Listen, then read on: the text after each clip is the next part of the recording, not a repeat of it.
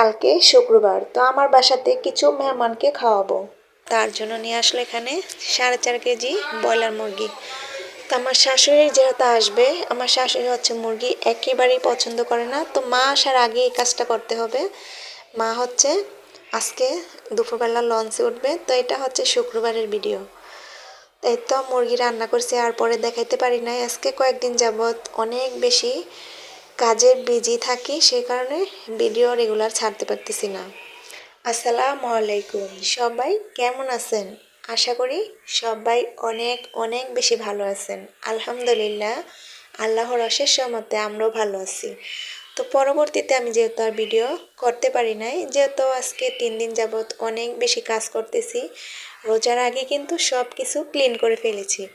এই তো এখান দিয়ে হচ্ছে শোকেসে সব কিছু নামিয়ে না ধুয়ে শুকনা কাপড় দিয়ে মুছে মুছে রেখে দিছি। তো আগে পেপার বিছানো ছিল, তো পেপারগুলো চিরে খারাপ দেখা যাচ্ছিল, সেজন্য উঠে ফেলে দিলাম। আর এই রেক্সিনটা ছিল আমার খাটের, এখন আর বেশি খাটে বিছানো লাগে না, যখন আবার লাগবে কিনে আনবো।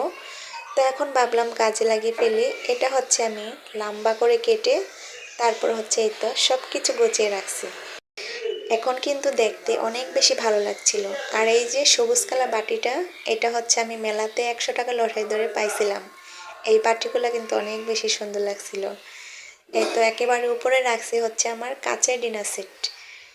এগুলো কিন্তু সব কিছু মশলা মুছে রেখে দিছি। আর মাঝখানে তাকে রাখছি আমি হচ্ছে মেলামাইনের বাটি এগুলা, আর হচ্ছে গ্লাস। নিচে রাখলাম ব্লেন্ডারের জার, চামচ এগুলা।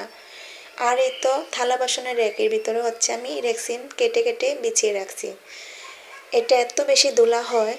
আর এই তো ব্লেন্ডার রাখছি, এটা হচ্ছে আমার ফিল্টার টেবিল। তো ফিল্টারটা ভেঙে গেছে, আর কিনা হয় না। ব্লেন্ডার প্রতিদিনই লাগে, সেজন্য হাতের কাছেই রেখে দিলাম। আর এই তো এতটুকু কাগজ ছিল, তো এখানে বিছিয়ে দিছি। এই জায়গাটা আমার সবচেয়ে বেশি খারাপ লাগে। এই তো এটা তারের সোফা দেওয়া, এত মানে ঘষা মাজা করার পরও দাগগুলো ওঠে না। এটা কি যেন একটা মেডিসিন, এটা পড়লে নাকি আর উঠতে চায় না, তো এটা খারাপ দেখা যাচ্ছে।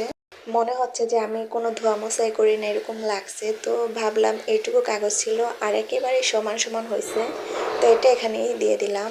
আর এই তো এখানে থালা বাসন দিয়ে রেখে দিছি। তো এগুলো আমি পানি ঝরলে তারপর হচ্ছে থালা বাসনে রেখে রেখে দিব।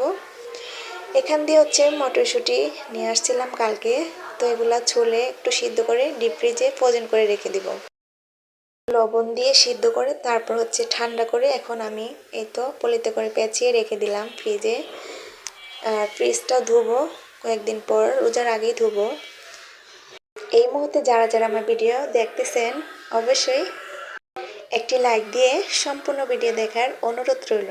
আর যারা নতুন দেখতেছেন, অবশ্যই আমার চ্যানেলটিকে সাবস্ক্রাইব করে আমার পাশেই থাকবেন। তো মেহমান আসলে কিন্তু কাজ করা যায় না, তো মা আসার আগে কিন্তু সব কিছু কমপ্লিট করে ফেললাম। তার সাথে সাথে আপনাদের সাথেও শেয়ার করে ফেললাম আমার পুরোটা ঘর। তো আমার ভিডিওটা কেমন লাগলো অবশ্যই কিন্তু কমেন্টে জানাবেন। আর এই তো আজকে পরিষ্কার করব পাকের ঘর। এটা কিন্তু 2 দিনে পরিষ্কার করেছি। আগের দিন পরিষ্কার করেছি শোকেস, আর পরের দিন হচ্ছে পাকের ঘর। এই যে এই বয়ামগুলো হচ্ছিল 2 দিন আগে নিয়ে আসলাম, তো আর শেয়ার করা হয় নাই। একটা বয়াম নিচে হচ্ছে 60 টাকা পিস, আর এটা ভালো মানের প্লাস্টিক। তো ভাবছিলাম কাচের আনবো, তো এটাও ভালো লাগতেছিল আর অনেক শক্তই ছিল, তো এটাই নিয়ে আসলাম। পরবর্তীতে আরও 4টা নিয়ে আসবো। এই তো আমার পাকের ঘর পুরাই ক্লিন করা হয়ে গেছে, আর এখন কিন্তু অনেক বেশি ভালো লাগছিল। এমনিতেও পরিষ্কার থাকে, তো রান্না করি যেহেতু তেল কাজটা পরে। ফুলগুলো কিন্তু সাবান দিয়ে ধুয়ে পরিষ্কার করে নিলাম। আর মেন দরজা দিয়ে ঢুকলে কিন্তু ফুলগুলা চোখে পড়ে, আর এখানে রাখছি ভালো লাগে দেখতে। তো ভিডিওটি আর বেশি বড় করব না। সবাই ভালো থাকবেন, সুস্থ থাকবেন। আল্লাহ হাফেজ।